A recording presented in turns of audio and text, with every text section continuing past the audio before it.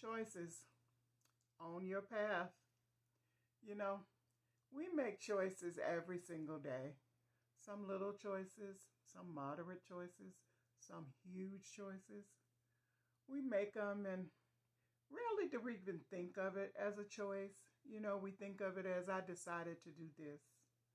I decided to go there. Instead of I chose to do this rather than that. I chose to go there rather than here. We make choices all the time. And most days they're just small choices. Do I want to skip breakfast this morning? Do I want to go to the gym?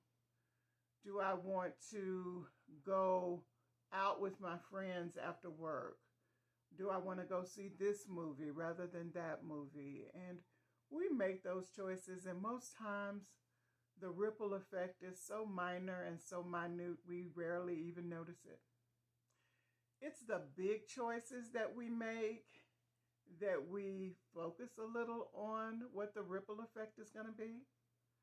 It's those choices that keeps us up at night. We aren't sure that we're making the right choice. And we're thinking like several steps ahead.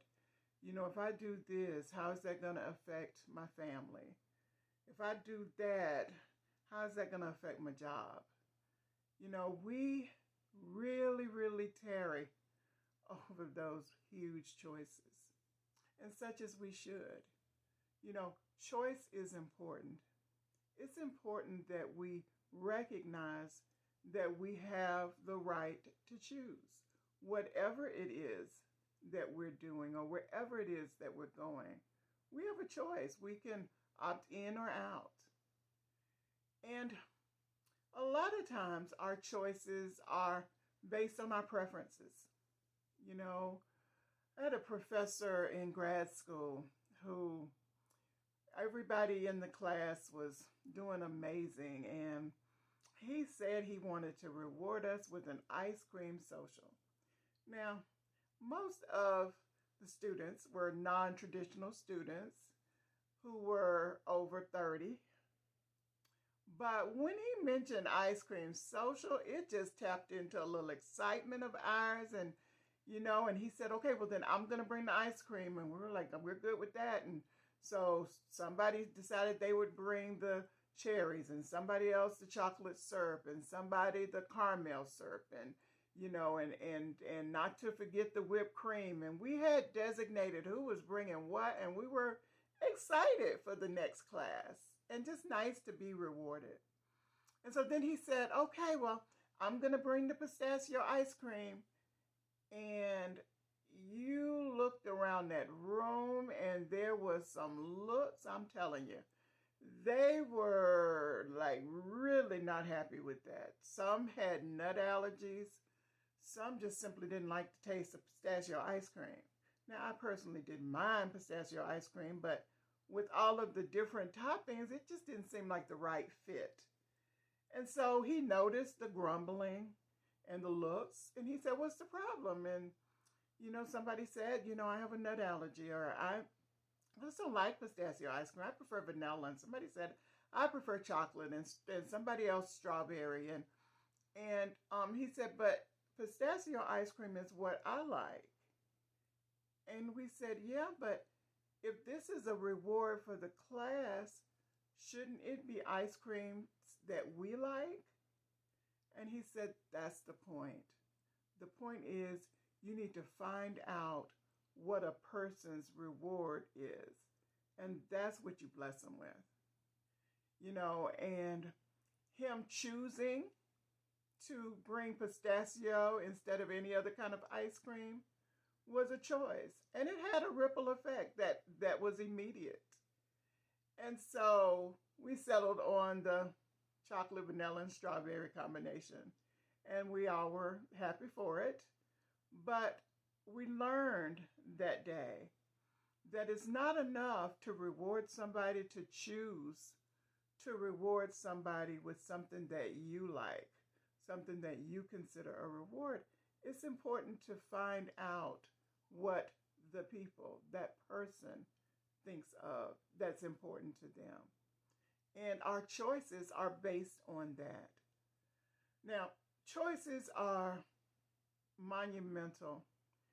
Choices are necessary. It's empowering.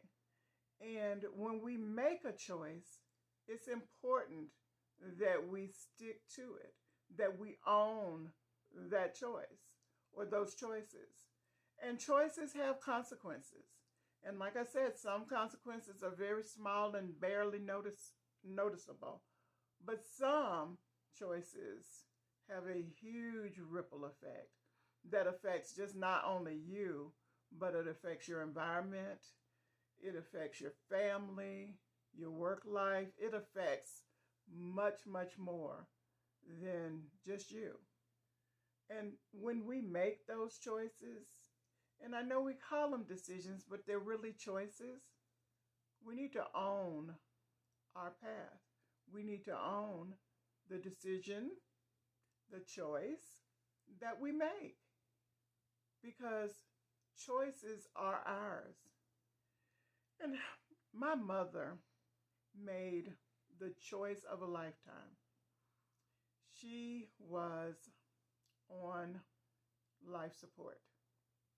And the doctor told us, she really didn't have much of a quality of life. She was on the machines, but she was cognitive enough to make the decision of whether or not to come off life support or to let them continue to do life-saving measures.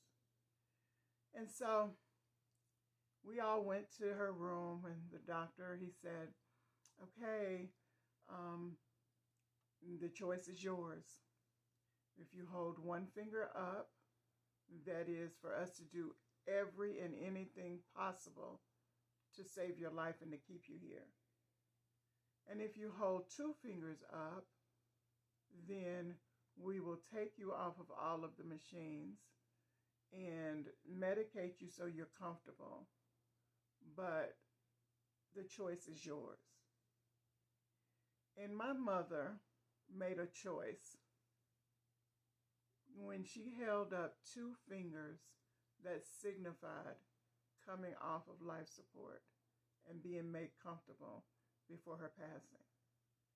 And that was a choice of a lifetime. Now, I am grateful that the choice wasn't in her kids' hands, that the choice was in hers, because it alleviated some guilt that goes with making choices like that for a parent or a child. And so when she made that choice, she accepted the consequences. And the consequences was that she was sure to die. And the ripple effect was that we were going to have to carry on without her. We were going to have to learn that our safety net had gone.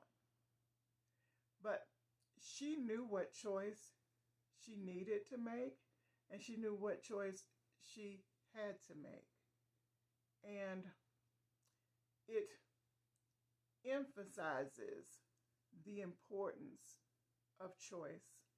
It emphasizes the importance of us owning our choice, owning the choices that we made. So, choices, we need to own our path. We need to own whatever road it puts us on. Own it. Stand by it. It's your choice. Think about it.